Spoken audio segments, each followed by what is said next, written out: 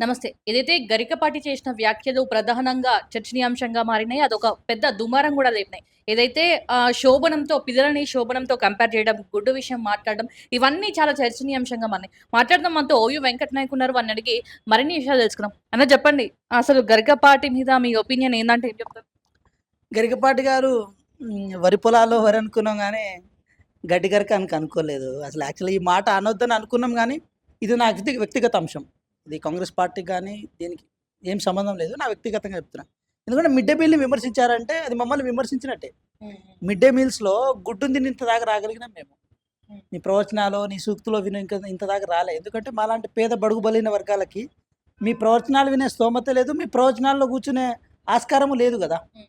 So, లేనప్పుడు ఈ దేశంలో పేదవాళ్ళు, పేద పిల్లలు వాళ్ళు చదువుకోవాలన్నా, వాళ్ళు చదువుకొని పై స్థాయికి రావాలన్నా, వాళ్ళకేదో ఒక ఎంకరేజ్‌మెంట్ ఉండాలన్న కారణం చేత ప్రభుత్వ బడుల్లో పుస్తకాలు, ఇన్‌ఫ్రాస్ట్రక్చర్‌తో పాటు ఈ గుడ్డుని, ఈ మిడ్ డే మీల్స్‌ని, అదేవిధంగా ఈ ఫుడ్‌ని ప్రొవైడ్ చేయడం వల్ల వాళ్ళకొక మంచి ఎంకరేజ్‌మెంట్ వస్తదని చెప్పి భావించారు కాబట్టి ఈరోజు ఈ దేశంలో పిల్లలు చదువుకొని ఇంత దాకా రాగలిగారు. యెస్. ఒకటైతే వాస్తవం.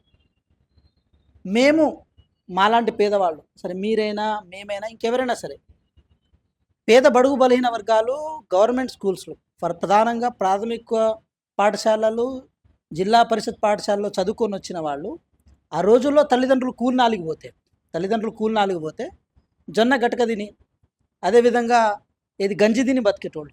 ఆకులు, అలమలు తీసుకొచ్చి, దుంపలు తీసుకొచ్చి ఉడకబెట్టుకొని తినేటోళ్ళు. వాళ్ళ భావన ఏమున్నాయంటే నేను చెప్తున్నా 2000 ఇది ఈ శతాబ్దం స్టార్టింగ్‌లో 1990 నుంచి 90స్‌లో పుట్టిన వాళ్ళు ప్రధానంగా ఈ మిడ్ డే మీల్స్ ప్రాధాన్యత వాళ్ళకి తెలుసు.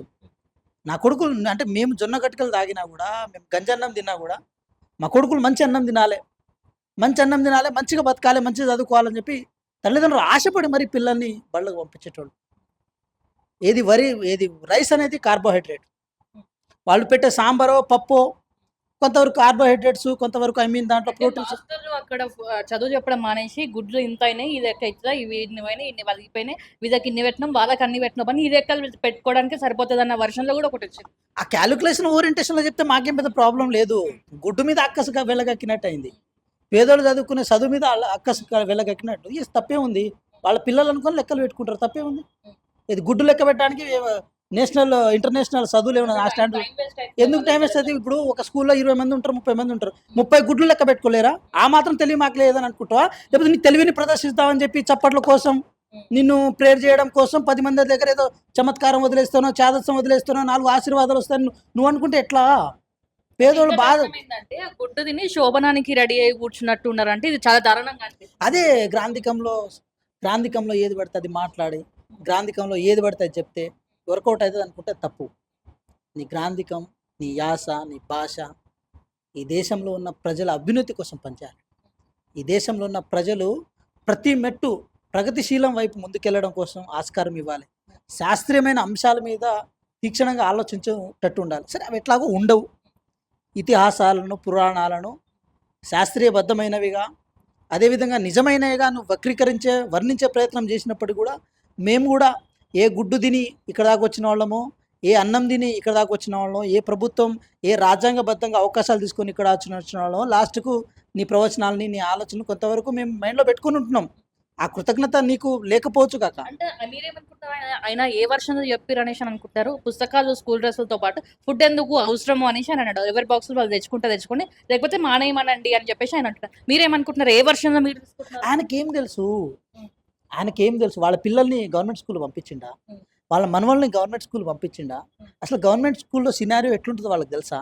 కనీసము ఒక్క విషయం తెలుసు. వాళ్ళకి సంబంధించిన ఏది పండిత పాఠశాలల్లో గానీ, లేకపోతే మనకు వాళ్ళకి సంబంధించిన కొన్ని అగ్రహారాలు ఉంటాయి గదా! ఆ అగ్రహాలలో పేద బడుగు బలహీన వర్గ పిల్లలకు ఆస్కారం లేదు రావడానికి. చదువుకోవడానికి వాళ్ళకి ఆస్కారం లేదు. ఈ పేద బడుగు బలహీన వర్గాల పిల్లలు కేవలం గవర్నమెంట్ స్కూల్స్‌లో మాత్రమే చదువుకోవాలి. కాబట్టి ఆ విషయం వాళ్ళకి తెలీదు. వాళ్ళకి అవసరం లేని వ్యవహారం ఇది. అయినా సరే అట్లా కామెంట్ చేశారంటే ఒకటే విషయము. అంటే గుడ్డు తినే వాళ్ళ మీద ఆయనకున్న ఒపీనియన్ ఇలాంటిది. అదేవిధంగా పేద బడుగు బలహీన వర్గాలు చదువుకునే పాఠశాలల మీద ఆయనకు ఒపీనియన్ ఇలాంటిది. లేదు అట్లా గాదు, నేను శిశు మందిర్ లాంటి ఆర్ఎస్ఎస్ స్కూల్స్‌లో గానీ, లేకపోతే కొన్ని విద్యాలయాలు ఏదైతే బ్రాహ్మణులు స్థాపించిన వాటిలోనే ఈ పేద బడుగు బలహీన వర్గాల్ని చేర్పించి ఏదైనా మీరు ఉద్ధరించిన ఏదైనా ఉందా? లేదుగా. ఏం ఉద్ధరించింది లేదు. ఏం మీరు వెలగబట్టింది లేదు. ఎంతసేపటికి మాకు టైం తీరిక దొరికినప్పుడు మీ సోది పురాణాలు వింటుకుంటూ మిమ్మల్ని ఎంకరేజ్ చేసుకుంటున్నాం గదా! దాని గురించి మాత్రమే వారు మాట్లాడుతున్నారు. ఇంకో విషయంలో గూడా మా బాత్రూమ్‌లు కడిగేటోడు కారు కొ మా బాత్రూమ్ కడిగేటోడు. మా బాత్రూమ్ ఆయన మాట నా బాత్రూమ్‌లు కడిగేటోడు ఏది కారు కొనుక్కున్నాడని చెప్పి అక్కసు వెళ్ళగక్కిండు. ఒక వీడియోలో అది తవ్వుతుంటే వస్తున్నాయి ఆయనది గూడా. అంటే బాత్రూమ్‌లు కడిగేటోడంటే ఆయన మీద నీకు చులకన భావం. ఆ పిల్లగాడు ఏది వాళ్ళ పిల్లలు వీళ్ళు చదివే పాఠశాలలో చదవొద్దంట. ఈయన లెక్క ప్రకారం. అంటే బాత్రూమ్‌లు కడిగేటోడు కారు కొన్నాడని చెప్పి ఇంత అక్కసు వెళ్ళగక్కుతున్నావు నువ్వు. నువ్వు ఢిల్లీలో ప్రవచనాలు చెప్పాలంటే ఆయనకు బైక్ మోటార్ ఉందని అంటున్నాడు కదా! దాని మీద వెళ్ళలేవుగా. నువ్వు అమెరికాలో పోయి ప్రవచనం చేయాలంటే నీ బైక్ మోటార్ మీద వెళ్ళలేవు కదా! ఎవరో ఒకళ్ళు నీకు ఫెసిలిటేటర్ ఉంటారు కదా! నీకు ఫెసిలిటేటర్ ఉన్నట్టు ఈ రాష్ట్రంలో గాని, ఈ దేశంలో కన్నా బాత్రూమ్ కడిగే సఫాయి కర్మచారులు పాపం వాళ్ళకు ఉండరు కదా! వాళ్ళు సేవకులు. ఈ దేశ సేవకులు. ఈ దేశానికి ఏది సూక్ష్మంగా పరిశీలించాల్సొస్తే సఫాయి కర్మచారులు వాళ్ళు నిజంగా చెప్పాలంటే ఈ దేశ సేవకులు వాళ్ళు.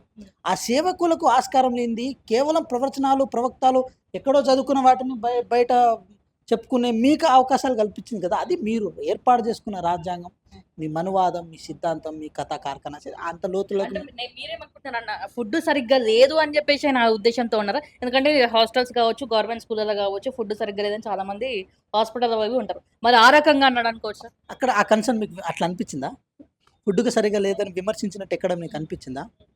గుడ్డు కోసం శోభనం గదిలో ఏది నిలబడ్డం అది వ్యంగ్యం. లెక్క పెట్టించడం వీళ్ళ ద్వారా అనుకోవడం అదొక వ్యంగ్యం. అదేవిధంగా టీచర్లకి, పిల్లలకి మధ్య ఉన్న సంబంధాన్ని కట్ చేసి మాట్లాడింది ఆయన. మీరు గుడ్డు అని దాంట్లో మెన్షన్ చేశారంటే అగ్రకుల అహంకారం ఒకటి కనపడుతుంది. అదేవిధంగా మనువాద సైద్ధాంతిక మనస్తత్వం ఒకటి కనపడుతుంది. అదేవిధంగా ఆర్థోడాక్సిక్ నేచర్ ఒకటి రిఫ్లెక్ట్ అవుతుంటుంది. అవి రెండు ఆయనలో రిఫ్లెక్ట్ అయినాయి. అందుకోసం అసలు ఆయన మీద జాలిపడాల్సిన అవసరం ఏర్పడింది ఒకనొక అంటే సందర్భంలో. తర్వాత కూడా ఆయన వీడియోలో ఏం చెప్పిండు, నేను చెప్పింది నిజంగా కూడా వాస్తవమే. కాకపోతే మీకు తప్పు అనిపిస్తే సారీ అంటూ ఆ రకంగా కూడా చెప్పడం జరిగింది. ఈ విషయం ఏంటంటే ఇప్పుడు ఆయన సారీ చెప్పడం వల్ల ఏం పెద్ద ఆయన మాటలు మేమేం పెద్దగా ఇది తీసుకుంటలేం కానీ ఒకటి చెప్పగలగాలి మేడం. మేము ఇక్కడ దాకా రాగలిగినాం. మీరు కానీ, కెమెరామ్యాన్ అన్న కానీ ఇక్కడ దాకా రాగలిగారంటే అందరు కాకపోవచ్చు. ఒక 70-80% ఆఫ్ పీపుల్ వాళ్ళు ఇక్కడ దాకా రాగలిగిర్రు. పెద్ద పెద్ద యూనివర్సిటీలో చదువుకున్నారు. ఈరోజు విదేశాల్లో పోయి నివసిస్తున్నారంటే ఆ మిడ్ డే మీల్స్ ప్రాధాన్యత వాళ్ళని ఒకసారి నన్ను ఎట్లా అడుగుతున్నారో వాళ్ళని కూడా అడగండి. బాధితుల సెక్షనం మేడం. అంటే బాధితులు ఉంటారు కదా! యెస్. 100% అది ఉంటది.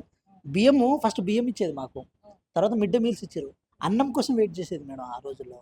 నిజం ఇది. ఇది ఏది సిటీలో హైదరాబాద్‌లో బతుకుతున్న వాళ్ళకు ఆశ్చర్యంగా అనిపించొచ్చు. ఈ తరం వాళ్ళకి ఆశ్చర్యంగా అనిపించొచ్చు. కానీ గతంలో సిట్యుయేషన్ చెప్తుండే. అన్నం కోసం వెయిట్ చేస్తుండే. అన్నం బెల్ ఎప్పుడు కొడితే అప్పుడు పోయేది. బ్యాగులో ప్లేట్లు పట్టుకొని పోయేది.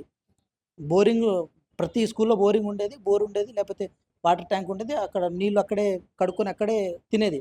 నీళ్ళ చారున్నా సరే కడుపు నింపుకొని అన్నం తినేది.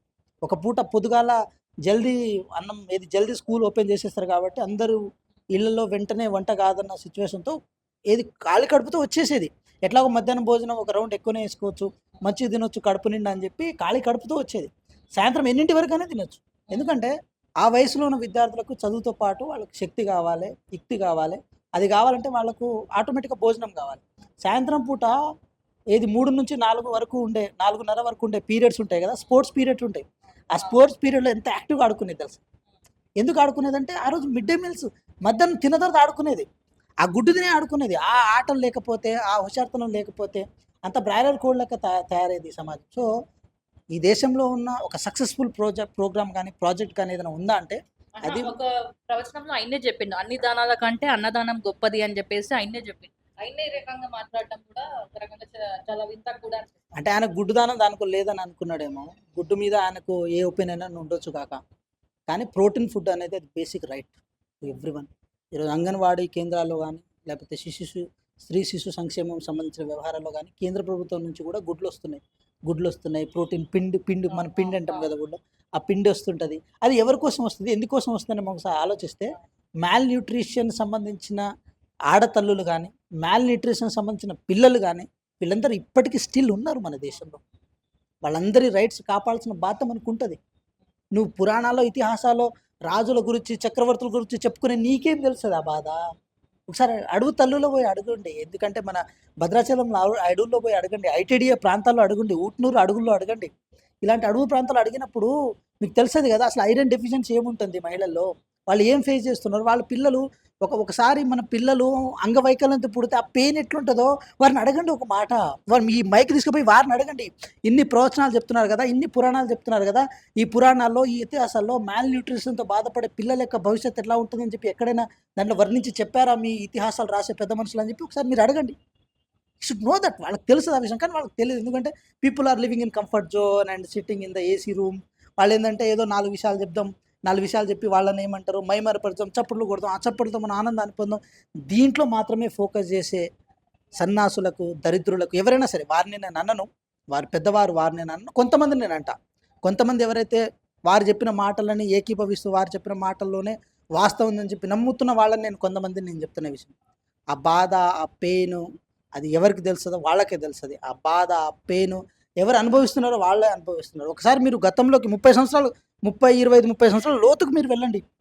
ఈ దేశంలో నీళ్లు సరిగ్గా దొరకని ప్రాంతాలున్నాయి. ఈ రాష్ట్రంలో నేను చెప్తున్నా ప్రతి అర్బన్ ప్రాంతాల్లో కూడా నీళ్లు దొరకని ప్రాంతాలున్నాయి. అర్బన్ ప్రాంతాల్లో తిండి దొరకని ప్రాంతాలున్నాయి. జొన్న గట్క కోసం వారం రోజుల పాటు వెయిట్ చేస్తున్న సందర్భాలుండేయి. ఇప్పుడు ఇప్పుడు నా తండ్రి ఉన్నాడనుకోండి. నా తండ్రి జొన్న గట్క తిని చదువుకుంటే ఆయన 10థ్ వరకు మాత్రమే చదివిండు. నా తండ్రి కనుక అదే గుడ్డు, అదే రైస్ కనుక ఉండుంటే నా తండ్రి ఈరోజు ఒక జాబ్‌లో ఉండేటోడు. నేను పడ్డ బాధలు నా కొడుకు పడొద్దని చెప్పి నా కోసం మిడ్ డే మీల్‌ని మా తల్లిదండ్రుల కష్టాల్ని ఈ ప్రభుత్వాలు అర్థం చేసుకొని ఏ ప్రభుత్వమైనా ఉండొచ్చు కాక. కాంగ్రెస్, బీజేపీ, బీఆర్ఎస్ అవి సెకండరీ. కానీ ఈ ప్రభుత్వాలు ఆలోచించినాయి కాబట్టి ఈరోజు వాళ్ళకి మిడ్ డే మీల్స్ గానీ, ఎగ్ గానీ ఇవన్నీ వాళ్ళకి దొరుకుతుంది. అదే ప్రోటీన్ ఫుడ్ ఈరోజు గురుకులాల్లో కూడా దొరుకుతుంది. దొరకాలి కూడా. అది మనం ఆశపడాలి. సో ఒక చాదస్తవాదంతో, ఒక ఛాందసవాదంతో, ఒక సంకుచిత మనస్తత్వంతో పిల్లలకు పెట్టే భోజనాల మీద కామెంట్ చేసేటప్పుడు మీ పెద్దరికం గానీ, మీ వాక్చాతుర్యం గానీ, మీ మనస్తత్వం గానీ చాలా లిబరల్‌గా ఉంచుకొని చేయగలరని చెప్పి మనవి చేస్తున్నాం. మేమొక్కళ్ళే కాదు ఈ రాష్ట్రంలో ఉన్న దాదాపు గుడ్డు తిని ఇక్కడ దాకా వచ్చినోళ్ళు, మిడ్ డే మీల్స్ తిని ఇక్కడ దాకా వచ్చినోళ్ళు లక్షల మందిలో ఉన్నారు పిల్లలు. వాళ్ళందరూ ఈ విషయాన్ని ఏం ఏకీభవించరు. మిమ్మల్ని ఏం హర్షం వ్యక్తం చేయరు మీ పట్ల. మీ పట్ల ఒక డిస్సెట్‌ని, మీ పట్ల ఒక కోపాన్ని, మీ పట్ల ఒక ద్వేషాన్ని, మీ పట్ల ఒక ఒక ఒక ఒక ఒక బాధని వాళ్ళు వ్యక్తం చేసే పరిస్థితికి మీరు దిగజారిపోయారంటే మీ పెద్దరికం ఎటుపోయిందని మీరు ఆలోచించుకోవాల్సిన అవసరం ఉంది. సో ఏదేమైనప్పటికీ కూడా మీ పెద్దరికంతో, మీ ఆలోచన విధానంతో, మీ సంస్కృతితో ఈ దేశం వెనుకబడింది, ఈ దేశం వివక్షకు గురైంది చాలు.